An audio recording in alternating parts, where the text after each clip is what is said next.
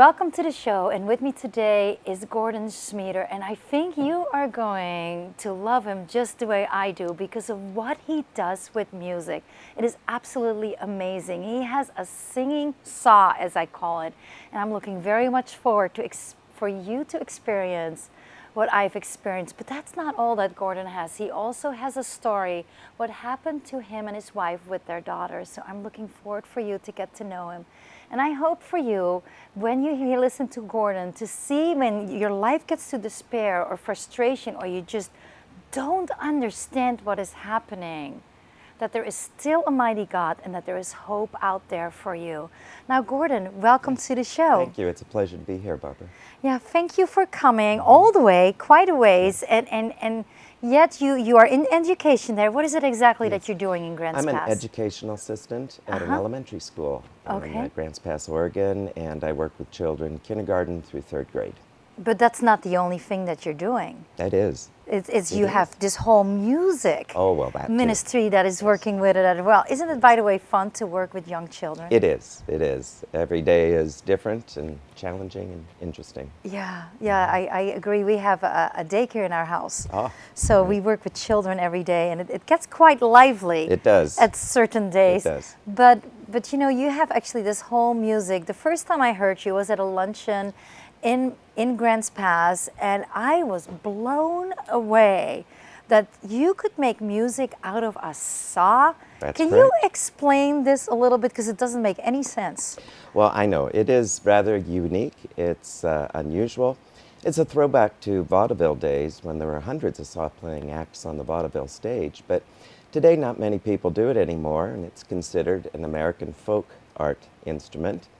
And it's an instrument that you play by ear. I know music, play other instruments, but I can't even tell you where middle C is on it.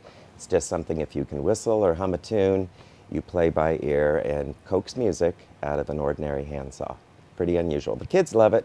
Seniors especially love it because somewhere in their memory they know someone in their past who played a saw. Now, you usually do this with kind of a background music. By the way, is this hard to learn? It was in the beginning. Because I knew music, I thought it would be easier, but actually it was about a month hacking away at it to get a tone out of it. Finally, I got it, but with another year of practice and putting everything into place, it finally came together. Now, it's very easy. I just autopilot and away I go. So you know, I really think our viewer would love to hear some of that music, but before we go there, you had kind of a tough situation that happened to you just within the last couple of years. Yes, actually at the luncheon I played for that you attended, I was going through a horrible crisis in my family. I want your viewers to know that my wife and I are older parents, and after years of infertility treatment, we finally got our precious, precious daughter. We watched her grow up to be a lovely young lady, full of life, personality, excellent student, college-bound, mentor to young children, champion to seniors, and very talented. She has studied dance all her life. She's versed in all the styles of dance, and to see her on stage is just a joy, just a delight. She just lights up the stage. She walks into a room, just lights it up. What's her name? Her name is Darcy. Darcy. Well, a week after her 16th birthday, on a Friday evening, she joined us for dinner at the table. We noticed that her speech was slurred and her thoughts weren't tracking. We didn't think too much about it, but went to bed, but it was awakened in the morning at 2 o'clock in the morning. She had the stereo turned up full blast, the doors thrown open. She was rearranging the living room, pulling out kitchen drawers, talking incessantly, and obviously something was very wrong with her brain. To look at her at that time, you'd think she had lost her mind. We hobbled through the week. Our doctors ordered us to quickly go north to the city of Portland to a big hospital where she was checked in, and for 3 days they took extensive tests to see what was wrong with the brain. Was there an injury? Any explanation for this? Because this was a shift in her brain as different as night and day. Now, was she still able to talk at this moment, or could you communicate in a normal way with her? At a very low level. She was very looped, as we say. Guards were posted outside her door to keep her safe. She was slightly suicidal. All her thoughts and thinking was just tied in knots. So when nothing was found really wrong with the brain as far as an injury or cause, they checked her into a mental facility, youth mental facility there on the campus of the hospital, lockdown facility, cameras in the ceiling, where a team of doctors descended on her to figure out what was going on. It was a very sad, horrific moment. She writhed on the floor, clawed at the wall. She thought the water cooler repairman was Jesus. She thought rainbows grew out of telephone poles. She thought there were bugs in her food. It was desperately horrific. How did you, as a parent, if you see that happening to you, I can't even imagine. It was mind-numbing. And the whole process in Portland took 3 weeks. My wife had to return home to take care of her job and the cats, and I stayed in Ronald McDonald House across the street from the hospital. And I just buried my face in the carpet there in my room, just praying and crying out to God. How could this happen? My daughter's life was like a Waterford crystal bowl that suddenly somebody dropped and it was shattered. No real explanation. Except at the end of 3 weeks, they came forth with a diagnosis that possibly it was her first manic episode of a bipolar disorder. So we rushed out, bought books, and read all we could about bipolar and what that meant, and tried to wrap our brain around that. So things were just very sad and desperate. At the end of 3 weeks up there in Portland, without much improvement, they decided to release her into our care because I said that I was going to take 12 weeks off from my school job to stay home and keep her safe and be with her. Not before they recommended that we pick up everything and move to Portland, as they said. There's not much support in Southern Oregon for issues like these and mental illness, if that's what we're dealing with. Well, that didn't feel well in my heart, and just a real quick question. Yeah. They actually didn't really know what was going on, or they kind of guessed at it? With all the facts at hand and our past history, hereditary profile, and what her life has been, that's what they came up with. That's so guessy because in the world of mental illness, about 6, 7, 8 major mental illnesses, you have to be very careful with the first diagnosis because then what follows is a whole regimen of drugs and treatment. And if they go down the wrong path with the drugs to calm the brain down, then you've wasted a lot of time. It's very important that they try to get as close as possible, although the bipolar diagnosis didn't really set in my heart because my daughter didn't simmer in depression before this happened. Now, as we look back, if there were flags to recognize, in the year before my daughter became ill, between my wife and I, we lost 3 parents in 14 months in quick succession. We were so steeped in our grief and taking care of funerals that we could hardly take care of our daughter and make sure she was okay. So part of the profile of my daughter was maybe she was stuffing down grief and sadness. Now, she is a high-producing teenager, and she keeps very active. She's at dance class 4 nights a week, but at times the light would still be on in her room at 2 o'clock in the morning. And I would say to Mom, my wife, what's going on? She says, well, she's trying to get A's so she can get those good grades and go to college. So sleep deprivation was part of that too. Probably with the stress of life, school, and just maybe possibly trying to be the perfect kid. That's what probably was steeped up in her brain. Wow. But we didn't know that for many months. So you're actually there. She's released from the hospital.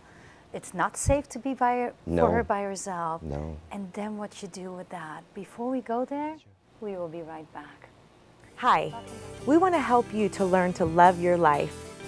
Watch the show, start reading your Bible, pray for yourself and your loved ones. Get to know us on the website, call us, we'll pray with you. It works. Keep watching and love your life.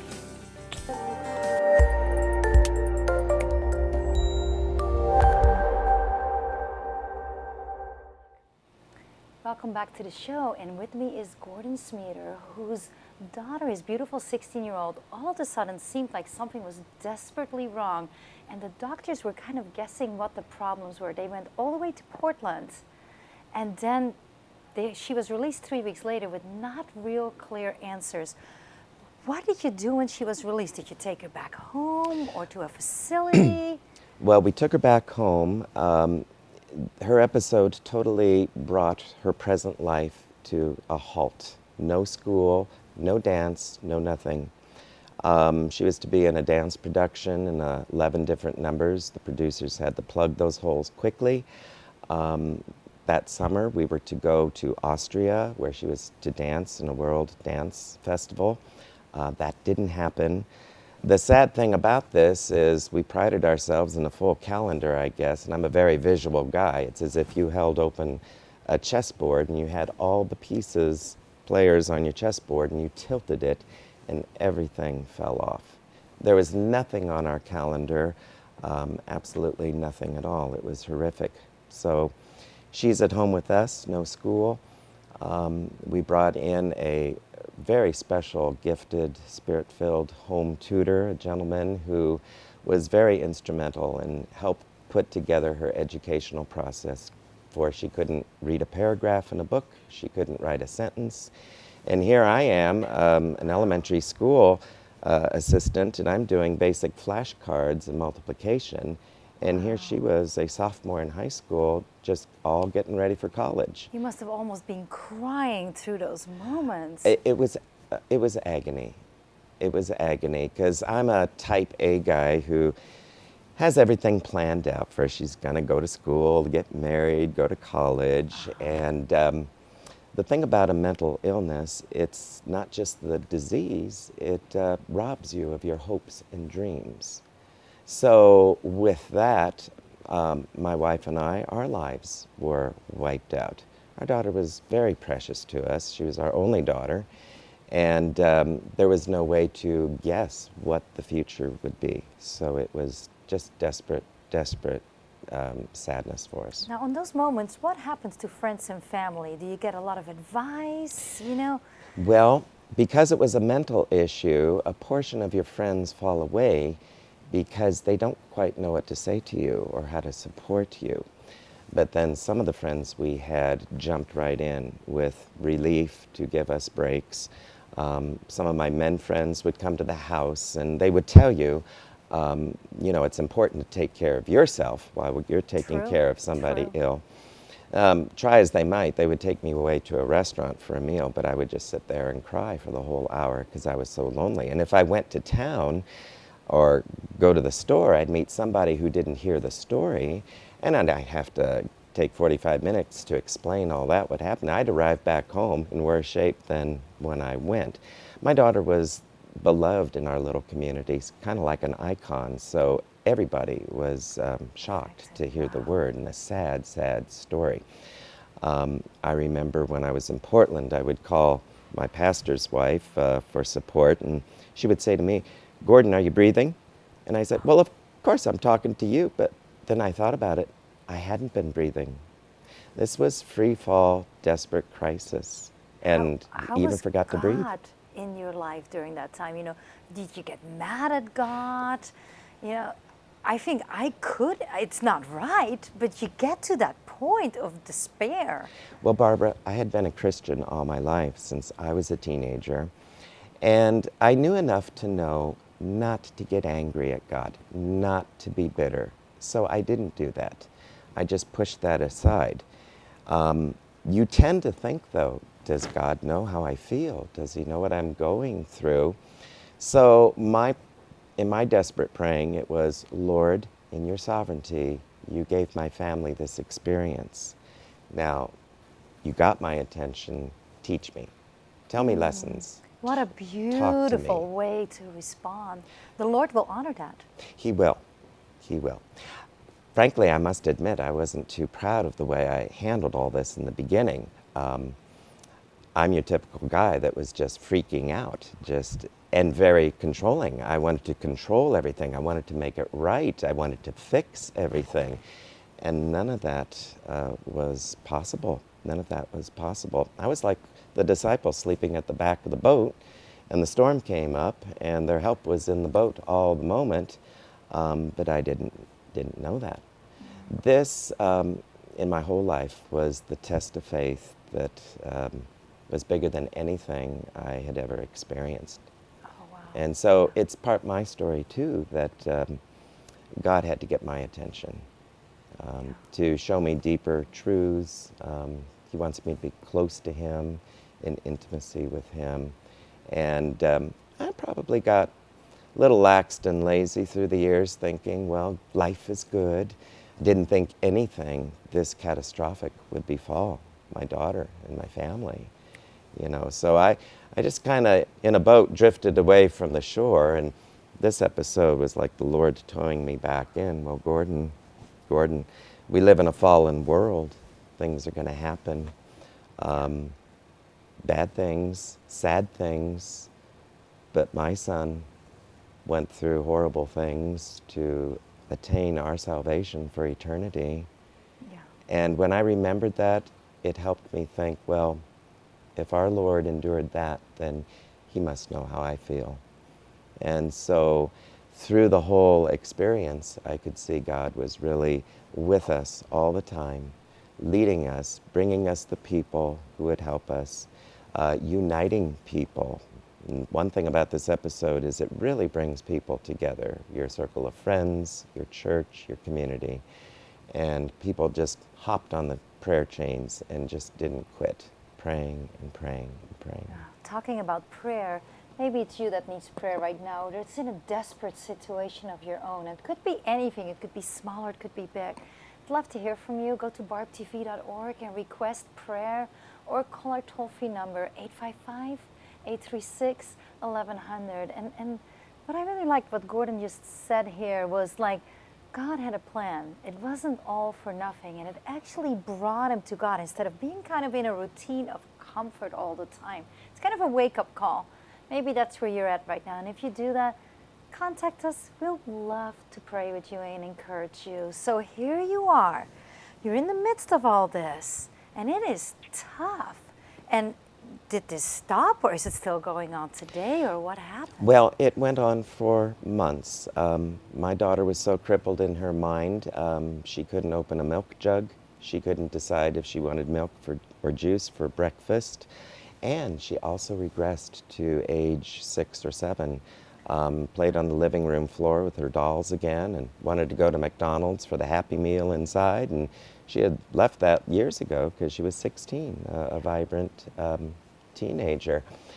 But medication was introduced, and the one psychiatrist who we were in her care decided, well, we're not getting anywhere with the meds, so we're just going to pull them out slowly, find a baseline, and see what happens with your daughter. Her recovery was a very, very slow process because the medication thing, you can't push drugs into a brain and you can't rip them out. So we were months just maintaining at home, trying to keep her education in place. But after many months of this, one Sunday morning we were getting ready for church, and she found a pretty skirt to put on, and she put some makeup on and some jewelry. And I knew at that moment we had turned a corner. That because the sad thing about her illness, in that state she was, her personality went away. Her face went flat as a board. She walked like a Neanderthal, and she was just so crippled in her mind. At her worst, she sat in a chair and she said, "Dad, is there anybody ever going to love me?" And at my worst, I'm sitting there in a chair thinking the world will never see my daughter's potential because she was so bright. She was such a shining star before she got sick. Well, Barbara, I'm happy to report that this very day, my daughter is completely well. She's completely better, and we're walking forward with her life and our family's life. And there is no labeling whatsoever of any mental illness attached to her. Mental illness is the kind of thing where it's the last frontier of medical science. Had it been cancer or a bad burn, we could have had some answers. But you can have your throat around a psychiatrist, you know, wanting to know answers, and they'll say, we don't know. So what we have is, it's her profile of her past. She was the perfect storm for her brain to crash. It's just like sitting in front of your computer. It got the blue screen of death looking at you, and the body has a resilient way of taking care of itself. And I think under so much pressure, my daughter's brain just said, I'm checking out, I'm turning off, I'm shutting down. It's as if you'd pulled a plug from a human life and it all comes down. But nonetheless, very horrific and sad to go through those months. But she's better, she's well. She will graduate this year in June from her high school. She's back to her dancing, and she's lighting up the stage with her performances. And everybody who sees her dance, they're just sobbing. It's a miracle. It's a God moment saying, I'm turning this around, and what everybody thinks is never going to get fixed, I'm going to prove you wrong. Yes, Isn't work God all amazing? things together for good. Now, we've been waiting for this moment. Thank you for sharing such an incredible, amazing ending after such a horrific, hard time in your life. And yet, as you said, you're using it for, as God meant it, for good instead of bad. And He restored your beautiful daughter completely. Now, you have some incredible music with us to share. Yes. What song are you going to sing for us? I'm going to play on my saw, There's Something About That Name. Very That beautiful sounds name. fantastic. Let's do that right now. All right.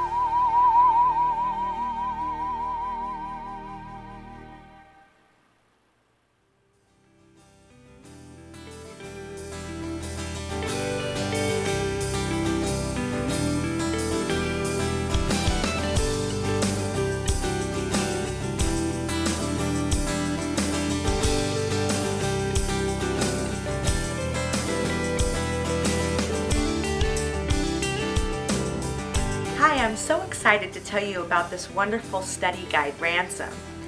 We are having the best Bible study here at Ukiah, California with my 4 friends, and we are learning so much on how to love ourselves, how to be stronger for God, and all of the beautiful things that women truly are.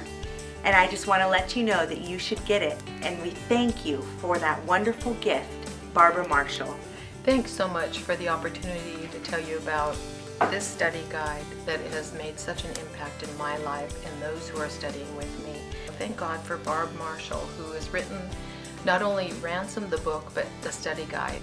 And I just want to say thank you so much to Barb for combining women's issues, psychology, and a deep understanding of Scripture. There's nothing she wouldn't be willing to research for this book.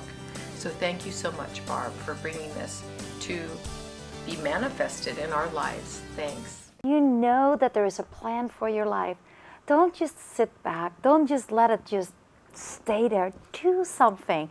Make a difference. If you want to talk to me to just really be encouraged about your mission and your vision for your plan in your life that you think God is leading you to, connect with me.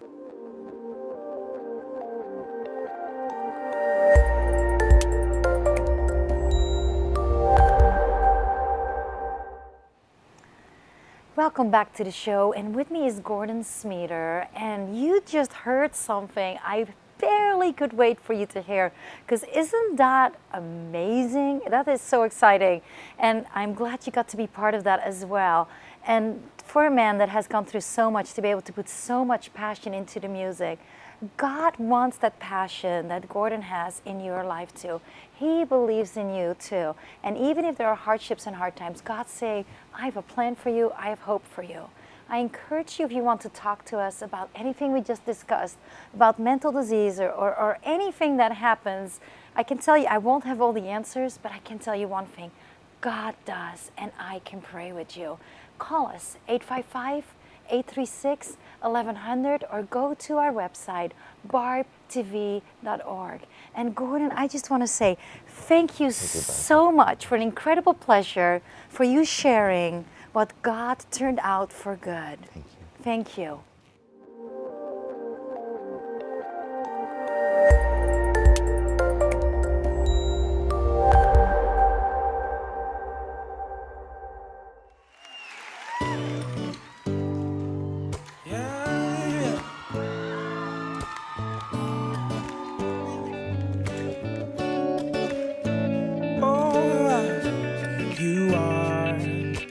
Best friend sharing secrets, whispering in my ear. That's what you are.